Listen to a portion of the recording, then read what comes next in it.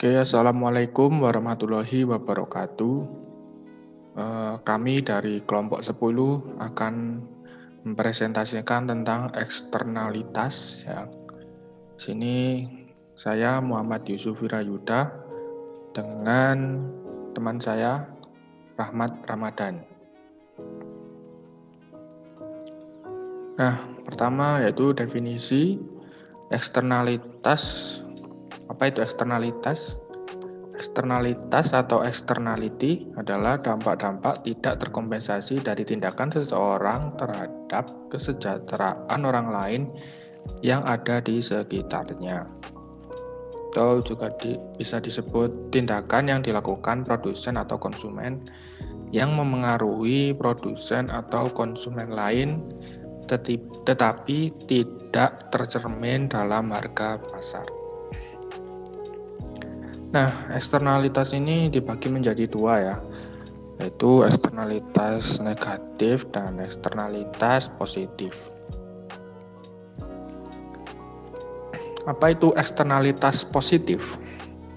Eksternalitas akan positif ketika tindakan salah satu pihak memberikan manfaat bagi pihak lain atau berdampak baik bagi orang lain.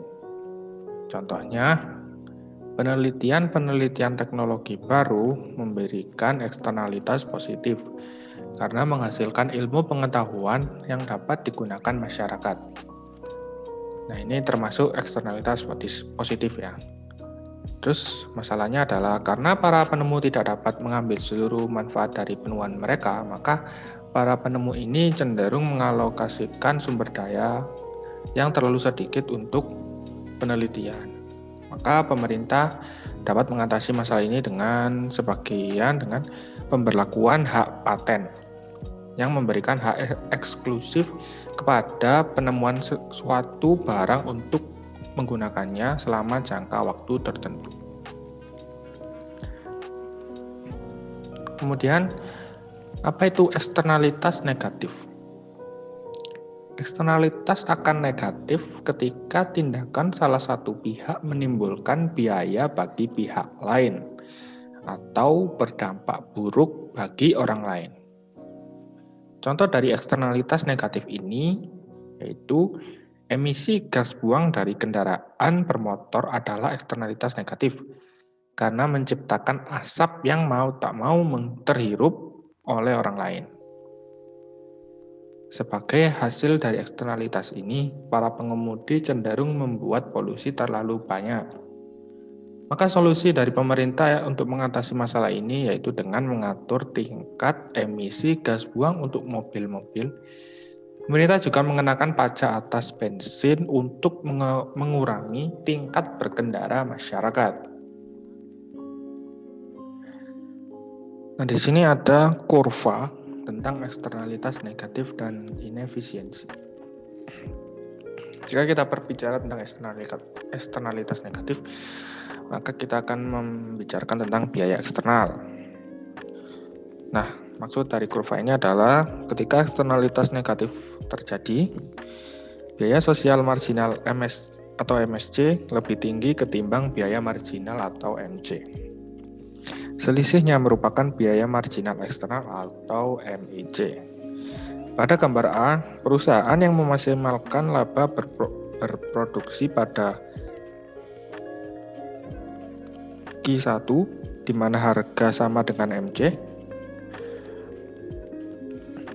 Output yang efisien adalah Q aksen di mana harga sama dengan MSC. Pada gambar B, output kompetitif industri adalah O1 pada perpotongan kurva penawaran industri MC dan permintaan D. Akan tetapi, output efisien Q aksen lebih rendah yaitu pada perpotongan kurva permintaan dan biaya sosial marginal MSC. Dan perlu diketahui bahwa eksternalitas negatif ini memiliki kemiringan positif ya, kurvanya. Kemudian eksternalitas positif dan inefisiensi. Jika kita berbicara tentang eksternalitas positif, maka yang Kita akan belajar mengenai manfaat eksternal. Dari kurva tersebut, ketika eksternal positif timbul, manfaat sosial marginal MSB lebih besar ketimbang manfaat marginal LD. Selisihnya merupakan manfaat eksternal marginal MEB. Pemilik rumah yang berkepentingan pribadi berinvestasi sebesar Q1 untuk perbaikan rumah yang diperoleh dari perpotongan kurva manfaat marginal D dan kurva biaya marginal MC. Tingkat perbaikan efisiensi Q-aksen lebih tinggi dan ditunjukkan oleh perpotongan kurva manfaat sosial marginal dan biaya marginal. Dan untuk kurva dari eksternalitas positif ini belereng negatif ya. Lanjut, cara mengoreksi kegagalan pasar. Maksud di sini adalah cara kita dapat mendorong perusahaan untuk mengurangi emisi, yaitu terdapat 3 cara. Yang pertama yaitu diberlakukannya standar emisi, yang kedua diberlakukannya pungutan emisi, dan yang ketiga izin emisi yang dapat dialihkan. Apa itu standar emisi? Standar emisi merupakan ketentuan mengenai batas seberapa banyak polutan yang dapat dihasilkan suatu perusahaan. Jika perusahaan melampaui batas tersebut, maka akan menghadapi denda dan bahkan hukuman pidana. Perusahaan akan menghasilkan keuntungan dengan memasuki industri hanya jika harga produk lebih besar dari biaya rata-rata produksi ditambah biaya pengurangan polusi. Nah, biaya pengurangan polusi ini adalah syarat efisien bagi industri yang bersangkutan. Yang kedua yaitu pungutan emisi. Apa itu pungutan emisi? Adalah biaya yang dikenakan pada setiap unit emisi yang ditimbulkan suatu perusahaan. Jika biaya untuk mengurangi emisi lebih kecil daripada biaya pungutan emisi yang diterapkan, maka perusahaan dapat menghindar untuk membayar pungutan tersebut. Tapi jika biaya untuk mengurangi emisi itu lebih besar daripada biaya pungutan emisi yang ditetapkan, maka perusahaan lebih memilih membayar pungutan tersebut daripada mengurangi emisi lebih rendah lagi. Nah, contohnya seperti ini ya. Yang dimaksud dengan standar dan pungutan. Kadar emisi yang efisien pada E-aksen, dapat dicapai melalui pungutan emisi atau pemberlakuan standar emisi seperti gambar tersebut. Karena menghadapi pungutan sebesar $3 per unit emisi, suatu perusahaan mengurangi emisi hingga pada titik di mana pungutan tersebut sama dengan biaya marginal pengurangan emisi. Pengurangan kadar emisi yang sama dapat dilakukan juga melalui pemberlakuan standar yang membatasi emisi hingga 12 unit. Jika standarnya 12 unit, maka perusahaan akan mengurangi ke sebelah kiri. Jika pungutannya $3, maka perusahaan juga akan menguranginya ke sebelah kanan, ke sini.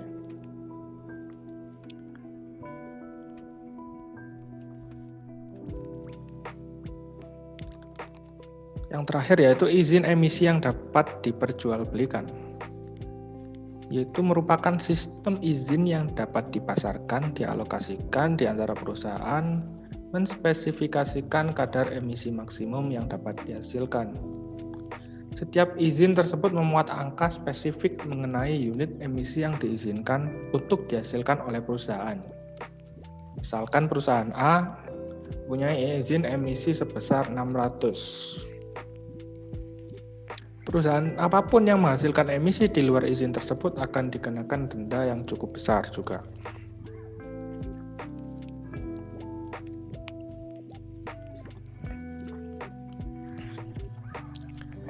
Nah, setelah kita belajar tentang cara mengurangi emisi di dalam perusahaan, selanjutnya kita akan membahas tentang daur ulang. Menurut Wikipedia, daur ulang adalah proses untuk menjadikan suatu bahan bekas menjadi bahan baru dengan tujuan mencegah adanya sampah yang sebenarnya dapat menjadi suatu yang berguna, mengurangi penggunaan bahan baku yang baru, mengurangi penggunaan energi, mengurangi polusi, kerusakan lahan, dan emisi gas rumah kaca jika dibandingkan dengan proses pembuatan barang baru.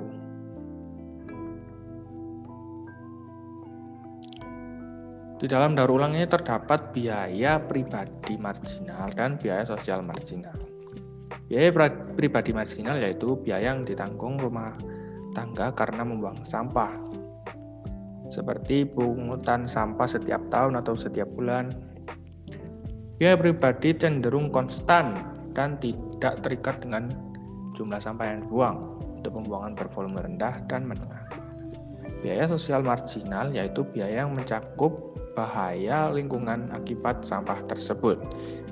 Biaya sosial marginal ini cenderung meningkat sebagian karena meningkatnya biaya pribadi marginal dan sebagian lain karena adanya biaya lingkungan dan keindahan yang cenderung meningkat juga akibat volume pembuangan sampah yang meningkat.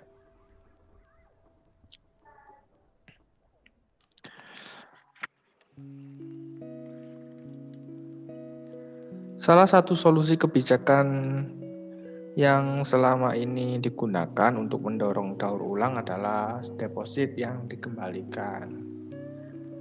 Nah, konsepnya yaitu pengembalian wadah atau tempat suatu produk kepada pemilik toko di mana produk tersebut dibeli.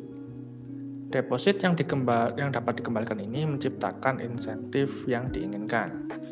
Pengembalian per unit dapat dipilih sedemikian rupa sehingga rumah tangga atau perusahaan akan mendaur ulang lebih banyak sampah.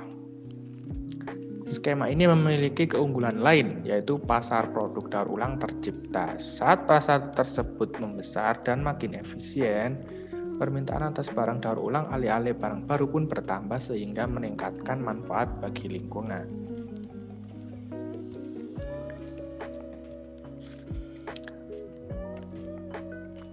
Materi selanjutnya yaitu eksternalitas stok. Apa itu eksternalitas stok? Adalah akumulasi hasil tindakan yang dilakukan produsen atau konsumen yang meskipun tidak tercermin di pasar, memengaruhi produsen atau konsumen lain.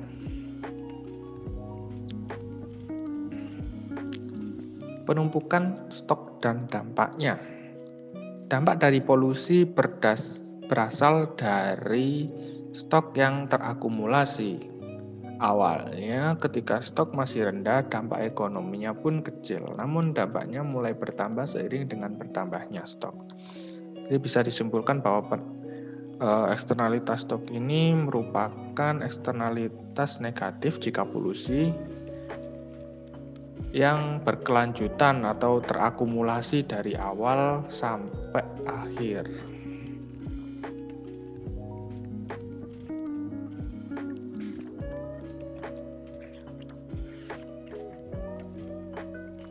Tingkat diskonto sosial.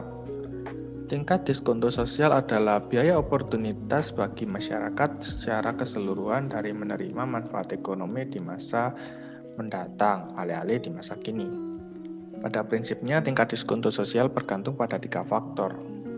Yang pertama, tingkat pertumbuhan ekonomi real yang diperkirakan. Yang kedua, sejauh mana tingkat penghindaran risiko masyarakat secara keseluruhan. Dan yang ketiga adalah tingkat preferensi waktu murni bagi masyarakat keseluruhan.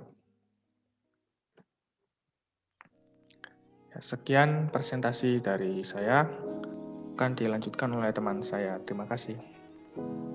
Assalamualaikum warahmatullahi wabarakatuh. Selanjutnya saya Rahmat Ramadan yang akan melanjutkan presentasi mengenai solusi swasta terhadap eksternalitas beserta dengan contoh-contoh dan studi kasusnya. Oke, yang pertama kita akan membahas mengenai jenis-jenis solusi swasta. Yang pertama ada moral dan sanksi sosial. Sebagai contoh misalnya, mengapa orang-orang secara sadar tidak mau membuang sampah sembarangan? Padahal peraturan resmi yang mengatur tentang sampah memang ada, namun di banyak tempat peraturan semacam itu tidak dijalankan secara sungguh-sungguh. Kita tidak mau membuang sampah di sembarang tempat juga bukan karena takut dengan peraturan-peraturan semacam itu, namun karena kita mengetahui atau menyadari bahwa tidak baik dan tidak patut melakukan hal tersebut karena kita sudah diajarkan sejak dini. Yang kedua adalah kegiatan amal. Sebagai contoh dari kegiatan amal ini adalah perusahaan Sierra Club, sebuah organisasi sosial swasta yang sengaja dibentuk untuk turut melestarikan lingkungan hidup. Organisasi ini mengandalkan pemasukannya dari donasi pihak-pihak yang bersimpati atau bahkan iuran anggota. Hal ini sebagai contoh untuk eksternalitas negatif. Sedangkan untuk eksternal positif, kita mengetahui banyak perguruan tinggi yang membentuk yayasan yang menghimpun sumbangan dari para alumni, perusahaan, atau pihak-pihak lain untuk kemudian disalurkan sebagai beasiswa. Yang ketiga adalah pasar swasta. Pasar swasta terkadang juga mampu mengatasi masalah eksternalitas dengan membiarkan pihak-pihak yang berkepentingan untuk mengatasinya. Motif utama mereka memang untuk memenuhi kepentingannya sendiri. Namun dalam melakukan suatu tindakan, mereka juga sekaligus mengatasi eksternalitas. Sebagai contoh, kita lihat saja apa yang akan dilakukan oleh seorang petani apel dan seorang peternak lebah yang hidup berdekatan. Pada saat lebah-lebah itu mencari madu dari sebuah bunga apel ke bunga apel lainnya, mereka membantu penyerbukan dan mempercepat pohon-pohon apel itu untuk berbuah. Ini menguntungkan si petani apel, sedangkan untuk si peternak juga untung karena ia tidak perlu memberi makan lebah-lebahnya secara lebih intens. Jika pohon apel yang ditanam si petani terlalu sedikit, maka lebah itu akan kekurangan makanan. Namun sebaliknya, jika lebah yang dipelihara si peternak terlalu sedikit, maka proses penyerbukan itu juga tidak akan lancar. Jadi si petani membeli seluruh atau sebagian usaha peternak lebah, atau sebaliknya, solusinya jika si petani membeli seluruh atau sebagian pohon apel.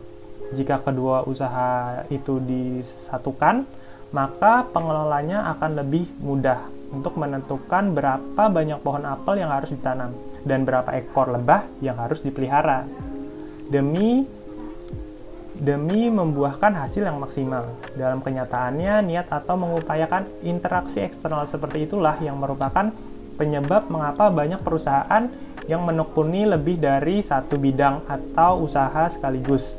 Secara lain, pasar swasta dalam mengatasi eksternalitas adalah menyusun kontrak atau perjanjian di antara pihak-pihak yang menaruh kepentingan. Selanjutnya adalah teorema Coase. Ada sebuah pemikiran yang disebut dengan teorema Coase. Mengambil nama perumusnya yaitu ekonom Ronald Coase yang menyatakan bahwa solusi swasta bisa sangat efektif seandainya memenuhi satu syarat. Syarat itu adalah pihak-pihak yang berkepentingan dapat melakukan negosiasi atau merundingkan langkah-langkah penanggulangan masalah eksternalitas yang ada di antara mereka, tanpa menimbulkan biaya khusus yang memberatkan alokasi sumber daya yang sudah ada. Menurut teorema Coase, hanya jika syarat itu terpenuhi, maka pihak swasta itu akan mampu mengatasi masalah eksternalitasnya dan meningkatkan efisiensi alokasi sumber daya. Selanjutnya, kita akan membahas mengenai cara kerja teorema Coase. Sebagai contoh, di sebuah kota tinggal seorang bernama Dick. Ia ditemani oleh anjingnya yang bernama Spot. Spot ini terus-terusan menggonggong sehingga sangat mengganggu Jen, yaitu tetangganya Dick. Dick memetik manfaat dengan memelihara Spot berupa rasa aman dan nyaman. Namun, pemeliharaannya atas Spot itu menimbulkan eksternalitas negatif terhadap Jen. Haruskah Dick dipaksa mengirimkan anjingnya ke lokasi khusus penitipan hewan, ataukah Jen yang harus dipaksa rela begadang sepanjang malam karena tidak bisa tidur akibat gonggongan Spot? Menurut teorema Coase ini, pasar swasta dapat menciptakan sendiri pemecahan masalah yang efisien. Bagaimana caranya?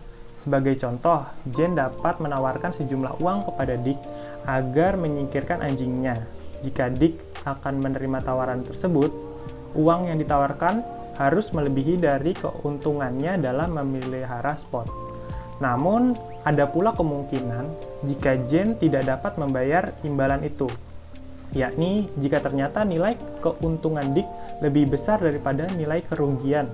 Misalnya saja nilai keuntungan DIK dari memelihara spot ternyata adalah $1.000, sedangkan kerugian Jen akibat gonggongan spot hanyalah $800. Jika ini kasusnya, maka tentu saja DIK akan menolak tawaran imbalan yang lebih kecil itu. Nah, padahal Jen tidak akan membayar lebih dari $800. Akibatnya, DIK akan tetap memelihara spot yang ditinjau dengan perhitungan untung dan ruginya. Kondisi tersebut juga disebut dengan terhitung efisiensi. Selanjutnya, mengapa solusi swasta tidak selalu bekerja dengan baik? Yang pertama ada biaya transaksi. Kesepakatan untuk mengatasi persoalan eksternalitas seringkali gagal dicapai jika pihak-pihak yang terlibat diharuskan untuk menanggung biaya transaksi. Yang disebut dengan biaya transaksi di sini adalah sebagai bentuk biaya yang harus dibayar ketika pihak-pihak yang berkepentingan itu tengah menjalani negosiasi atau kegiatan tawar-menawar. Dalam contoh kasus di atas, seperti contohnya DIK dan Jen, misalnya mereka berasal dari negara yang berbeda, sehingga bahasanya pun berbeda. Sekedar untuk bernegosiasi saja, keduanya harus menyewa penerjemah.